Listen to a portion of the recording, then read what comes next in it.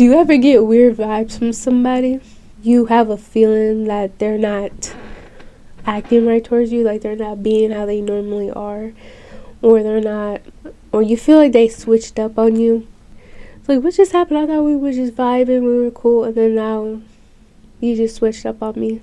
Like, what happened? I thought everything was going well. But today I'm just going to talk about some red flags in friendships. Like, red flags in friendships that we just miss out on. Don't really catch on to them until like later on down the line in the friendship. Or anybody in your life that's very controlling, that's usually a red flag, because they're not really giving you the freedom of being who you are. They're controlling of who they want you to be in their reality. Like, they're low-key projecting like their own insecurities onto you, and you may not have no idea what their insecurities are, so you just kind of like be like, okay, you're being overprotective. But controlling isn't really overprotective. It's the other person's lack of insecurity in themselves, of something that they're afraid of, but you may not be afraid of, but they're afraid of. So they try to control every little thing in your life. They have so much access to your accounts, to your bank accounts, to everything. So they have so much access to your life that's a red flag, letting you be who you are at the end of the day. So the next red flag is mean jokes. So if you ever hang out with somebody and you notice they make jokes a lot with people, and I mean, I like jokes. I love a sense of humor in people, and I like when I like when people like make jokes and stuff and just do funny things, and I like when people call me out on funny stuff. But there comes a point, like, I've noticed my years of funniness that you cannot joke about everything. You can't joke about every single thing, and some people are insecure about stuff, and you don't know what people are really insecure about nowadays, because people hide their insecurities. You never know what people really are insecure about. So some jokes could go way too far, and some jokes are definitely okay, and some jokes are not okay and inappropriate or rude. Some jokes are like, yes, that is funny.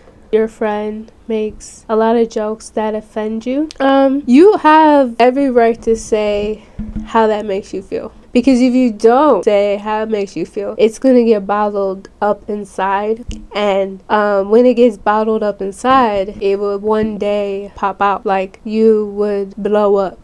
And you could blow up on that person, and you just be like, you just start cussing them out and then telling them to shut the F up. And then it's like, oh, I was just trying to be, making a joke with you. Like, I make jokes with you all the time. Like, why are you getting so offensive? Like, calm down. And it's like, no, I don't like that.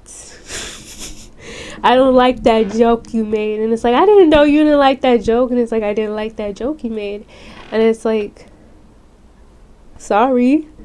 You just don't know, like, making mean jokes, you just don't know what people are insecure about. And you don't know what you're insecure about as well. Like, you don't know what offends you. You may know what offends you, but you may not know what offends you. But at some point, you will have to set boundaries and tell them that, please don't joke about that.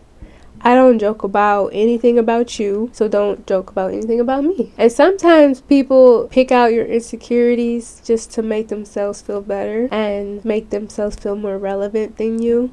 But they not that relevant, because they have to make someone feel bad in order to make themselves feel good. And that's a red flag.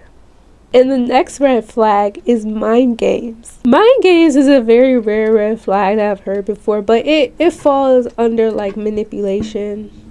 Pretty much manipulation. If you have a friend that's very manipulative, we don't really notice manipulative friends all like that, but sometimes we have to be very smart about it, because like, it's like, they in their minds have something all calculated that we are not aware of. But I think when you're being manipulated by a friend is when they tell you something but their actions don't add up, or they try to get you to feel some type of way to make themselves feel better, or they try to tell or plant things in your head to make you just believe it. Some friends could be very manipulative in a way. They could be emotionally manipulative. They could be trying to get you to do stuff for them that you don't want to do, and it'd be like, I don't want to do it, so I'm gonna put you first. manipulative. Or they like, oh, you want to play a game? Okay, let's play a game. Like, okay, this game is this.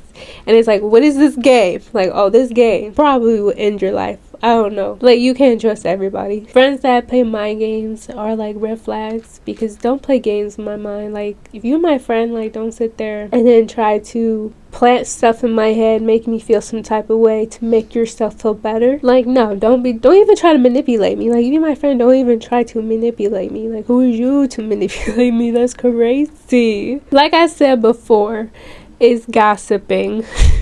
Gossiping can be a bad habit, especially when you're communicating with somebody. Like, when you're communicating, you always want to speak your opinion about something or someone, especially some girl or some guy. And I understand, like, that is a way of bonding. Like, gossiping is probably something like our ancestors did. I don't know. It's probably been something going on all around. They have it all over TV. Like, gossiping is just aired on TV all the time. Like, that they train us to gossip. Like, it's on reality TV. Like, reality, we were watching reality TV at like 10 years old, and then by high school we were in the fight at 7 a.m. Like, I remember those days where we were just watching reality TV with all these fights on the weekend, and then next thing we know, like, somebody is in a fight.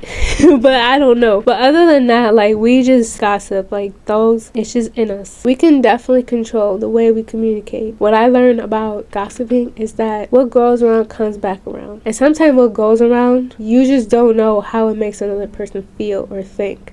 So then it comes back around to you. It could come back in a negative or a positive way. So it's like gossiping. It's like it's like you're playing with karma with that. Like, you never know what you say actually could ruin your life or make your life better. But nothing happened. Probably has no effect on your life. Maybe, you know, what you said about that girl, she never heard it, or maybe she did heard it, and now she don't really trust you no more. Like, nowadays, I mean, you can't trust anybody. And the next red flag in a friendship is ghosting. Ghosting a person just tells you that they're not interested in you at all as a person. They're not interested in your presence.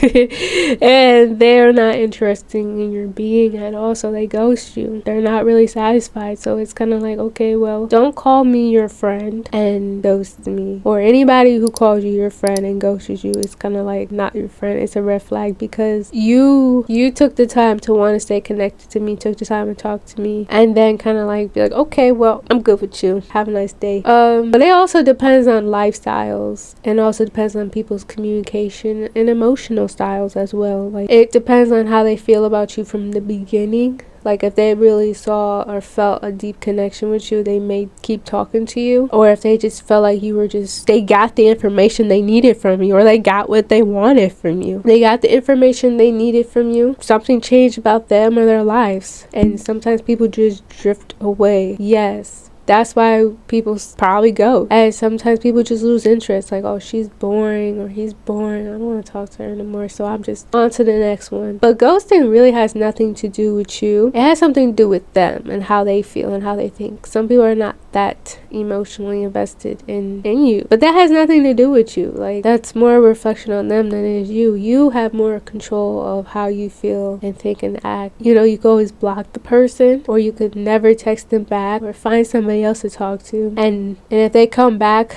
later on in life and be like, hey, how are you doing? You're gonna have to set boundaries and be like, okay, if she upsets me or if he upsets me, cut off game is real.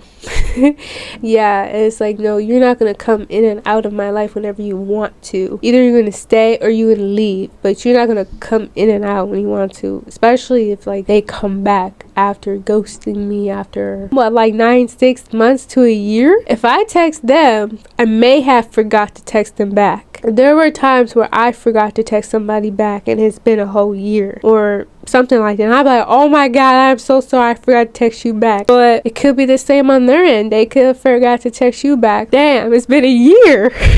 It is what it is. But yes, set boundaries if it's kind of like, it depends on the situation. They can always have a second chance, but they can never have so many chances. Like, come on now, are you my friend or not? Like, that's a red flag. The red flags in a relationship, they're not a reason to dump somebody or break up with them. They're a reason to set boundaries for yourself. And to help the other person to have some form of like self-reflection. Like, hey, like, you're doing something that I don't like. Can you please stop so I can feel better about dealing with you? Red flags, they can only get worse when you ignore them. And when you keep ignoring them, they'll keep bothering you or keep bothering something in the relationship. So that's when you have to step in and be like, here's a boundary. But most importantly, before you set a boundary, make sure like you say it in a way that's not demanding, but say it kindly. Some people are sensitive themselves and they can get offensive very easily and be like, David, are you being like that? And it's like, no, I'm not. Just understand their point of view. No one has to be perfect when they follow your rule. Red flags, if they're ignored completely, even if you set the boundary, then you should probably end the relationship at that point. If you say, no, don't do that, and they do it anyway, yeah, you're out. Bye. Like, cut them off completely. But that's all I had to say. But thanks for listening.